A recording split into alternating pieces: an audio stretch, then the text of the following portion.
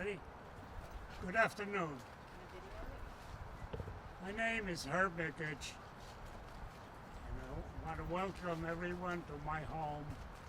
53 years, not 35, 53 years. Mary and I lived in Kenilworth, and we love Kenilworth, New Jersey, especially New Jersey. And That's where we met. that's where we met. I'm retired. Mary's retired. Mary's my wife for 57 years. And we both lived in Kenilworth for all this time. We had 2 children, and we enjoyed living in Kenilworth. We're both retired. Basically, we live on Social Security, a fixed income, and we live the savings that we have amassed during my work. We've seen costs rise. Everybody has seen costs rise. Utility bills are going up, taxes are going up, groceries are going up. But most of all, I think the utilities are really putting a dent in our budget. When we first moved in, I believe our electric bill was under $100 a month. Now it's creeping up close to $400 a month. That's a big increase. I think it's uncontrollable, and something really has to be done.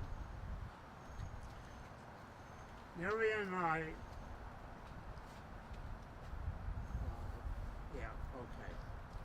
when we speak to our neighbors, they have the same problem. Neighbor across the street, his electric bill is sky high. The taxes are sky high, and we are looking for Mikie Sherrill to help us out in this state, and I'm sure she's going to do a good job.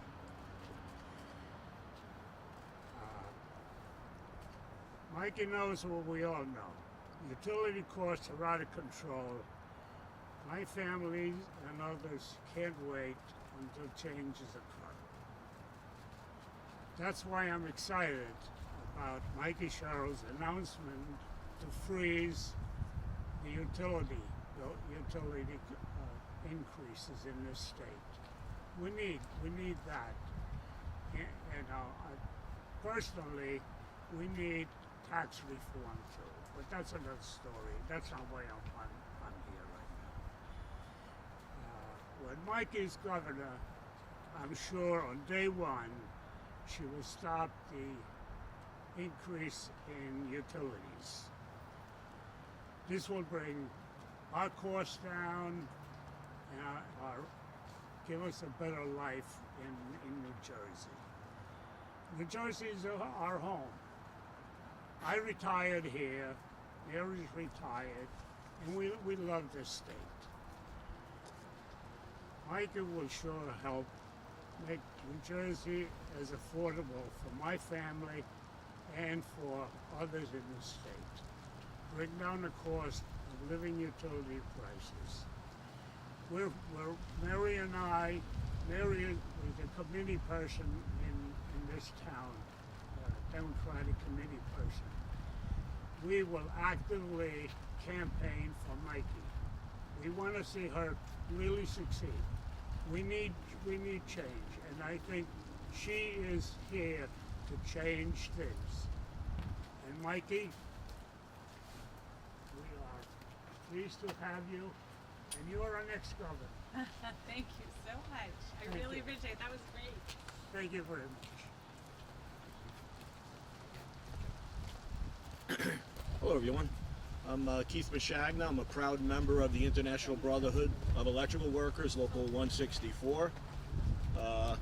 As we all know, unions built New Jersey, and we're an integral part of the economy. We are the middle class. Mikie knows that. She's the granddaughter of a UAW worker, so she understands how important unions are We don't just help our own members, but we help all working class people. I am also the mayor of a small town in northern New Jersey, Park Ridge. We have our own utility. I was just informed by our director of operations that we're anticipating a 30% increase in our transmission costs next year. That's not sustainable. Both my members of my union and my residents, they're in crisis now. Wages are not staying up with this problem. So it's nice to know that our future mayor has, our future governor, excuse me, has a plan, because her opponent seems to have no plan whatsoever.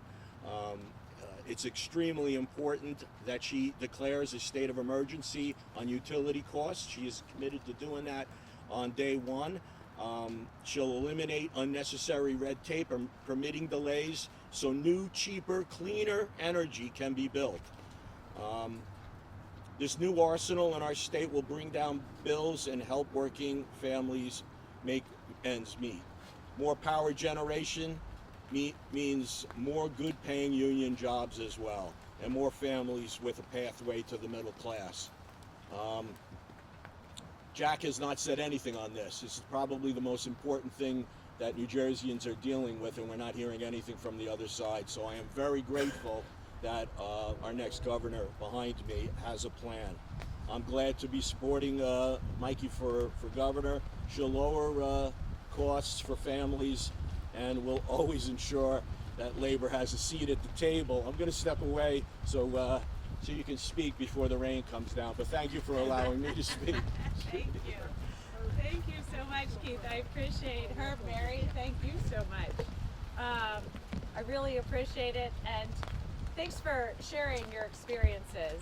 I'll get right to it. Our utility bills have gone up by 20% this summer. New Jerseyans are hurting, and I hear it from families all across the state. You heard it from Herb, but he is just representative of so many of the families I speak to. And we can't continue to kick this can down the road. I was trained in the military, you handle a crisis head on. So on day one, I'm going to declare a state of emergency on utility costs. What that means for New Jerseyans and how I'm going to lower costs immediately is freezing utility rates on day one. When I take office, the average New Jersey family won't see an increase in utility rates for an entire year.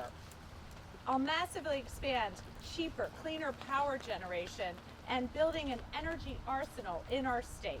We're going to cut through red tape and eliminate permitting delays to get that done right now. It means immediately breaking new ground on solar and battery storage projects, expanding capacity at our existing nuclear power plants, and streamlining the modernization of existing natural gas plants to make them cleaner and more efficient. I'll demand a new level of transparency from our utility companies, JCP&L, PSE&G, Atlantic City Electric, and Rockland Electric, to prevent collusion and price gouging. And I'll instruct my Attorney General to take on our grid operator, PJM, and Donald Trump to court to force them to end their mismanagement and get new power added to the grid. So let me be clear.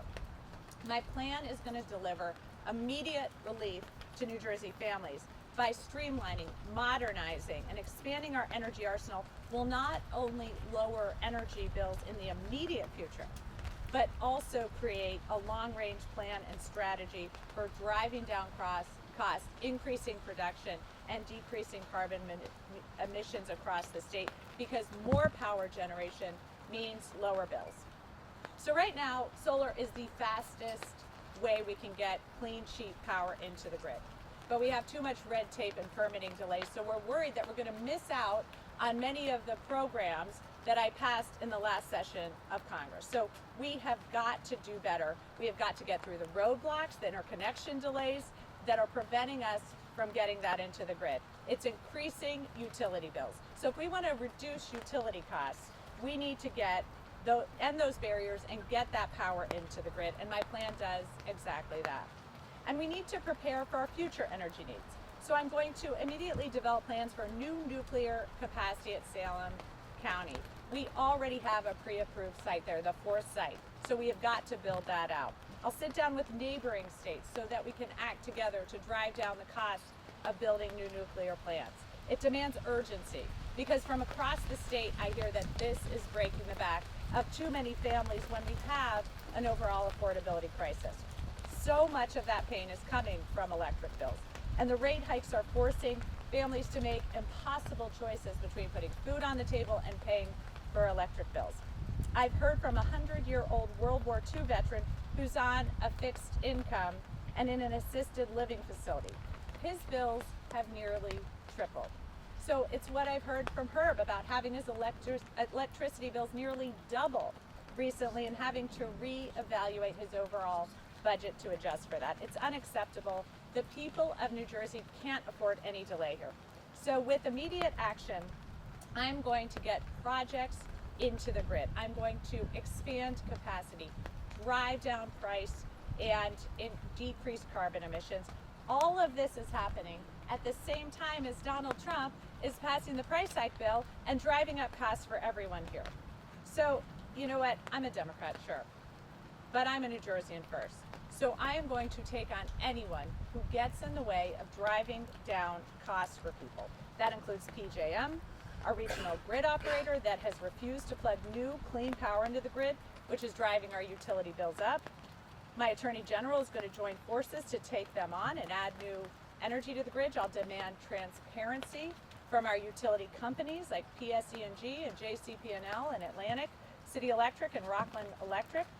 When I'm governor, I'm going to make sure that they open their books so we can see exactly what is going on with pricing. And I'm not going to back down as Donald Trump rolls back some of our clean power initiatives, which have been working to enter more power into our grid and drive down prices. And this stands in complete contradiction to my opponent, Jack Ciattarelli, because he won't take on anyone. He's going to do whatever Trump says. So he won't take on PJM. He won't take on the electric companies. He won't take on anyone if it threatens his relationship with Donald Trump. In fact, he's called PJM the largest grid operator in the United States, the grid operator that a bipartisan group of governors across the country blames for much of this mismanagement, quote, some regional nonprofit, and said that holding them accountable is, quote, a bunch of BS. He said it's okay if New Jerseyans feel some pain when it comes to Trump's economic policies that are punishing New Jerseyans. And here's some news for Jack. Trump's tax hike bill is raising utility costs by $220 each year. PJM's mismanagement is costing families an additional $400 per year. So yeah, people are feeling a lot of pain, and as governor, I am going to address it. So we have an energy crisis on our hands. In times of crisis, I learned in the Navy, you have to lead, follow, or get out of the way. I'm going to lead. Jack is going to follow whatever Trump tells him to do, even if that means higher costs for New Jersey families. He's going to run away and let Jack call the shots. So we have no time to waste, and on day one, I'm going to get right to work. So with that, I'm going to open it up to questions. Can you explain how the governor has the authority to freeze utility rates? And has the governor done this before? So no, this is something that we have looked into, that I've determined as governor I'll have the power to do, to bring all of our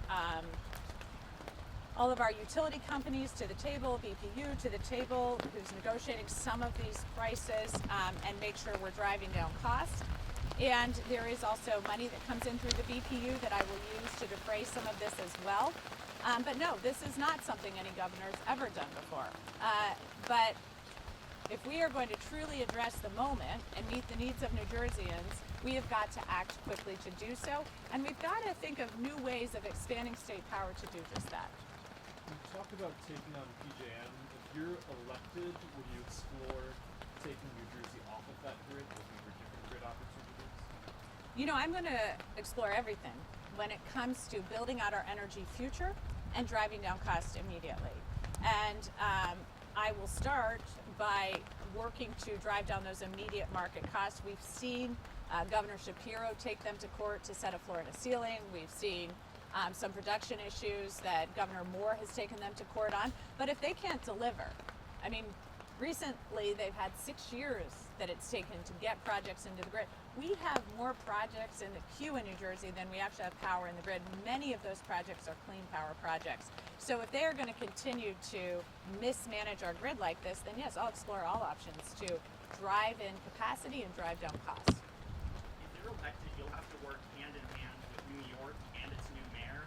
You haven't been clear about where you stand. Do you support Mamdani? And if you don't, what are the reasons why? So I have not weighed in on the New York governor's race because I'm running a race in New Jersey. I'm going to let the people of New York decide who their next mayor is going to be, and then I'll deal with that person when they're in office. But what I'm critically focused on is how I'm going to govern New Jersey.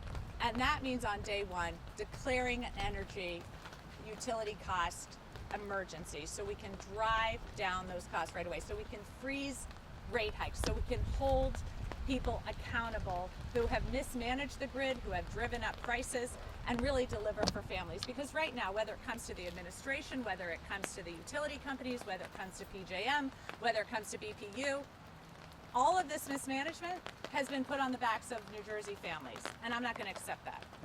What have you had endorsers that applauded the Mamdani win the night of the election in a tweet? I've not endorsed in that race. But you were supportive of him when he first won. You know, I was surprised when he won. I didn't really weigh in on that race beforehand or after. Congresswoman, what are the potentials to get wind and solar up to the degree that you would like with an administration that is so overtly opposed to wind and solar? So we have got to increase our energy production here in New Jersey. And New Jersey has some really great opportunities in solar. We have quite a few warehouses. We're a logistics state, and all those flat roofs provide great opportunities in solar. So what we have to do to drive that in is to increase the use of solar, but also increase battery storage capacity so that we can drive it safely into our grid. Look, at every turn we see the federal government and Donald Trump increasing costs for New Jerseyans. So whether it's the tariff policy, this energy policy, which is driving up rates everywhere and will cost ratepayers another couple $100 a year, as we're seeing from the big beautiful bill, whether it is the $5 billion hit to the state government, or whether it's cuts to the Department of Education or Medicaid, again and again and again, we see costs going up from the federal government. That's why I will both drive down costs here by cutting through permitting and red tape and getting solar into the grid as quickly as possible, but also taking this administration to court to claw back that federal money, because remember, New Jersey pays $70 billion more in federal taxes than we receive back. So the fact that this federal government is so incompetent and is costing us so much money is unacceptable. Congresswoman, some New Jersey Assembly Democrats have introduced legislation that would support the building and operation of small modular nuclear reactors in the state. That's an idea that's opposed by some other legislative Democrats. You know, obviously if you become governor, they would have to reintroduce a bill, but I'm interested in knowing where you stand on those small modular reactors. You know, I'm a supporter of small modular nukes. I've actually worked side by side with them for many years. The Navy has them on ships and has since the 60s. So I think this is a great opportunity going forward. But we also have to look at where to site those. It's not as if you're going to put these in the middle of towns and stuff. So I do think there's a great conversation to be had, education to be done with the public, but I'm very supportive of that as one of the tools that we can use going forward. Congressman, how would you deploy your BPU towards these efforts? Look, my BPU is going to share my focus on expanding power, decreasing cost, and decreasing carbon emissions. And right now, I think, again, this is just one of the entities that has really been asleep at the switch. This was a foreseeable crisis, not every single part of it, but the can was kicked down the road because it's complicated and hard to address. Well, look, that's no excuse for any entity that's serving the public. You know, this is what public servants do. So my PPU is going to take these things head on and address these things head on. Are you looking to replace the current BPU commissioners? If the current BPU commissioners are not going to address this, And if they are not going to drive down costs for people, then yes, they will be replaced. How much time are you going to give them to do that? We are acting very quickly. That's why this emergency will be declared on day one. We got time for one more. You mentioned Shapiro and Moore. What do you think specifically could have been done? As you know, this is something you could have anticipated in the last 8 to 10 years here in New Jersey. Like, what would you have specifically done differently that could have averted this crisis? So I think it's several things. I think it is making sure that as we are moving into new power, such as solar, that we're cutting through bureaucracy and red tape that is making it too hard. So we have moved too slowly. For example, in Pennsylvania, they've increased solar capacity by I think about 11%. We've actually lost some solar capacity over the last several years, and we have a lot of ability to do it. But some of our utility companies aren't allowing some of the new solar projects onto the grid, even in areas where they control the grid. Then more broadly, where PJM controls the grid, they've taken 6 years to get things onto the grid. This could have been handled and addressed years ago. We know in Texas, for example, I think they were taking about 3 years at the same time. So these types of things could have been addressed previously. I think we also should be generating more nuclear power. That fourth site was approved in, I think, 2016, but we've not made any moves to build that out, that fourth nuclear site. So that needs to be addressed. So again and again and again, and looking forward, we just haven't appropriately planned for the moment, which is why I'm both declaring the emergency so that families aren't bearing the brunt of lack of a plan for this moment by all the agencies, but also coming up with a long-term strategy so that we can address future power production. All right. Thank you. Yeah. Thank you guys. Now that it's so short. I'm glad we got you guys a tent. Is this ours?